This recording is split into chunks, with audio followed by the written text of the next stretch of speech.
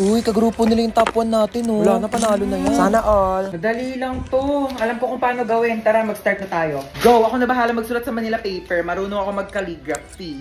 Uy, dali start na tayo. Wala pa tayong nagagawa. Uy, mamaya ka na maglaro dyan. Ano ba kasi gagawin, te? Group 2 pa lang nasusulat ko. Okay, so mag-start muna ako mag-research para may magiging basis yung mga magiging answers natin, okay? Basis. Alam mo yon? Hindi. Ikaw. Leader. Uy, ang ganda ng laptop niya, oh. So ito yung mga isusulat mo, ha? Ang bilis naman. Buti hindi naglalag yung laptop mo, no? Mabilis kasi talaga yung processor ng laptop ko. Oh. Bilisan mo dyan, te. Wait lang, te. Hindi ko mabasa. Ang late kaya ng screen. Na-dictate ko. Wag na. Bakit? Hindi ako marunong mag-spelling. Last 1 minute. Bilisan mo magsulat. Kopyahin mo to, tsaka ito. O para di ka mahirapan. Bakit mo tinupi? Ano, nasira, oh.